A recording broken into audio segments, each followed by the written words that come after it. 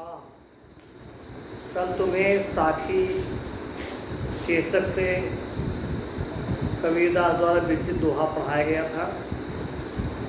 आज पुनः तुम्हें शेष साखी के दो जो बाकी हैं उन्हें पढ़ाया जाना है। किताब देखिए। पंख उड़ाड़ी गगन को पेंड रहा परदेश, पानी पिया चंच बिन भूल गया यह देश। यह देश मने यह मृत्युलोक, यह देश मने यह मृत्युलोक। यहाँ पर पंखी, पंख माने दो अर्थ होता है। एक अर्थ होता है पक्षी, दूसरा अर्थ होता है कुंडली, और गगन का अर्थ होता है आकाश सहस्रार, और पिंड माने पिंड और शरीर, दो अर्थ हो गए। परदेश मृत्युलोक या ब्रह्मानंद, ब्रह्मा का स्थान, ब्रह्म का स्थान, परमात्मा का स्थान। पानी जल अमृत, दो अर्थ है इसका। पिया पान किया, चंच माने चोंच यानी इंद्रिय विहीन, यह देश यह मृत्युलोक। प्रस्तुत काव्यांश में कवि ने जीवात्मा जो है परमात्मा में लीन हो गई है, अतः परमात्मा में लीन होने के बाद पुनः जो है उसे अपने शरीर की कोई याद नहीं है। कबीरदास जी ने संदर्भ बताया है क्या? पंखी उड़ाड़ी गगन को, जब साधक जो है उसकी कुंडलियां जागृत हो जाती हैं, जब साधक की जो कुंडली है वह जागृत हो जाती है, तो गगन माने गगन माने होता है वह उस सहस्रार चक्र रूपी गगन में, सहस्रार चक्र रूपी गगन में वह विचरण करने लगती है। यानी जब साधक की कुंडली जो है वह जागृत हो जाती है, वह सहस्रार रूपी गगन में विचरण करती है, और पिंड रहा परदेश, और उसका जो शरीर है उसकी सुध बुद्ध उस साधक को नहीं रहती है, क्योंकि उस साधक जो है अब उसे ब्रह्मानंद की प्राप्ति हो गई है, वह शरीर की सुध बुद्ध हो चुका है। पानी पिया चंच बिन, और वह साधक जो है ऐसे परमपिता परमात्मा या ब्रह्मानंद की ऐसी प्राप्ति उसी हुई है, वह इंद्रिय विहीन होकर के ऐसे अमृत का पान किया है कि भूल गया है देश। सदा सदा के लिए जो यह मृत्युलोक है वह सदा सदा के लिए वह विस्मृत हो गया है। यानी जब साधक की कुंडली जागृत हो गई है, सहस्रार रूपी गगन में वह विचरण कर रहा है, और फिर पिंड रहा परदेश, उसकी शरीर की उसे सुध बुद्ध नहीं रह गई है।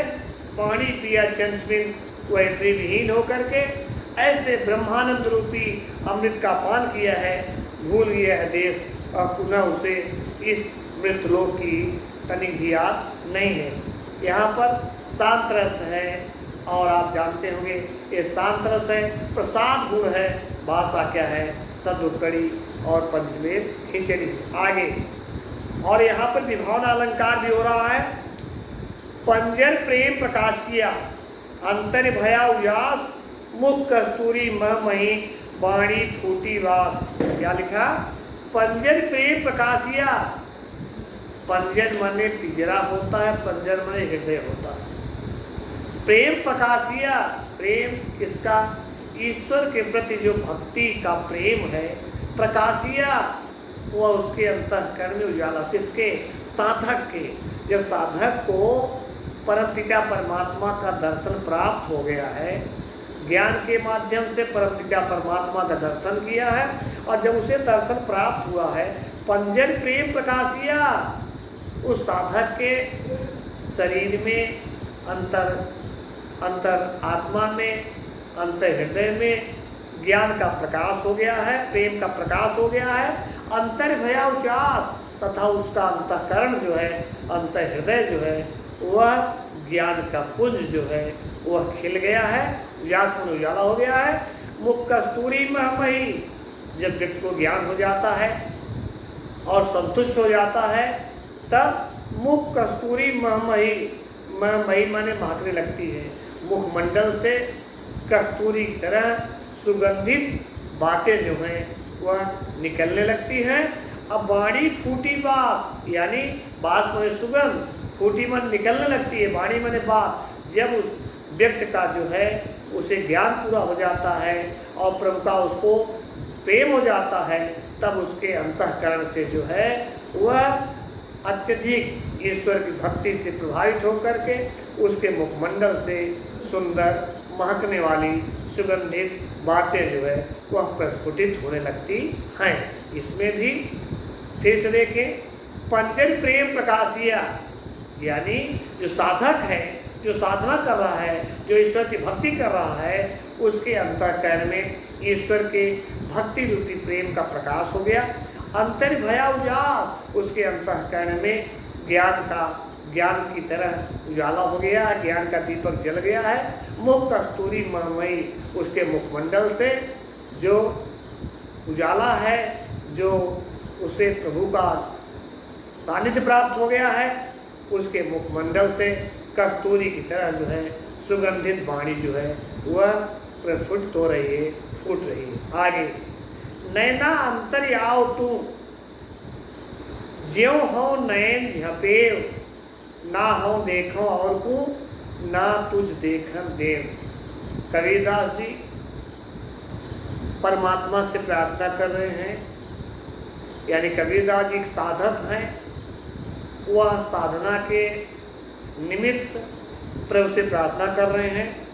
कह रहे हैं क्या, नैना अंतर आओ तू, हे परमपिता परमात्मा, हे ईश्वर, नैना अंतर आओ तू, मेरे अंतःकरण में, यानी मेरे नेत्रों के अंतर आओ तू, अंदर आकर के समाहित हो जाओ। कब? ज्यों ही नए झपें, ज्यों ही हम अपने नेत्रों को खोलूं, त्यों ही तुम मेरे नेत्रों में समाहित हो जाओ। फिर क्या, ना हो देखो और कूं, ना हो देखो और कूं। अब मैं आपसे, आपकी भक्ति से, आपके सानिध्य से, आपके प्रेम से मैं दूसरे को देखने की इच्छा नहीं करता हूँ, और न तुझ देखन दे, और तुझे भी यह आशा नहीं, विश्वास करता हूँ तुम भी अन्य किसी को मत देखो, मैं तुम्हारे सानिध्य में रहूं और हमारी आपकी भक्ति, अनन्य भक्ति में प्रेम का भाव फूटता रहे। फिर देखिए, नैना अंतर आओ तू, साधक कह रहा है, प्रभु, हे परमात्मा, मेरे अंतःकरण में आकर के, मेरे हृदय मेरे नेत्रों में आकर के समाहित हो जाओ। कब? ज्यों हो मैं झपी हूँ, ज्यों ही अपने नेत्रों को मैं खोलता हूँ, उस समय तुम मेरे नेत्रों में आकर के समाहित हो जाओ। और ना हो देखो और को, मैं अपने नेत्रों को अब मैं इस तरह से आपको समाहित कर लूँगा कि मैं किसी को देखने नहीं दूंगा, और स्वयं ना हो देखो और को, मैं स्वयं न देखूंगा, न किसी को तुम्हें देखने दूंगा।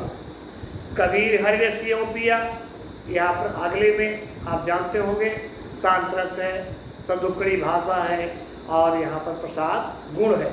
अगला देखें, कबीर हरि रसियों पिया, बाकी रही थाक, पाक कलश कुम्हार का, बहुर चढ़ई चाक। चाक मने चाक, बहुर मने पुनः, कुम्हार मने प्रजापत, पाका मने पक्का, कलश मने घड़ा।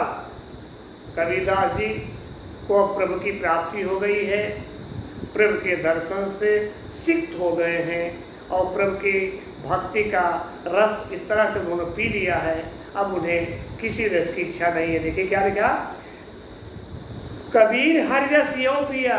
कबीरदास जी कहते हैं, हे संसार के लोगों, मैंने प्रभु की भक्ति रूपी रस का इस तरह से पान किया है, बाकी रही थाक, थाक में इच्छा, अब हमें किसी अन्य रस पीने की कोई इच्छा नहीं है। आगे पाटा कलश कुंभार का उदाहरण दिया है, जिस प्रकार से प्रजापति के द्वारा, कुंभारों के द्वारा पकाया गया घड़ा बहुन चढ़े चार, पुनः चाक पर नहीं चढ़ाया जाता, उसी तरह से मेरी भी दशा है। मैंने हर के प्रेम रूपी भक्ति रूपी रस का पान किया है, अब हमें अन्य किसी रस की आवश्यकता नहीं है। और उसी तरह से है जैसे प्रजापति द्वारा चढ़ाया गया घड़ा जो है पुनः चाक पर नहीं चढ़ाया जाता। और इसी तरह से आगे अब बस इतना ही है, कल पुनः जो है आपको हम बताते हैं।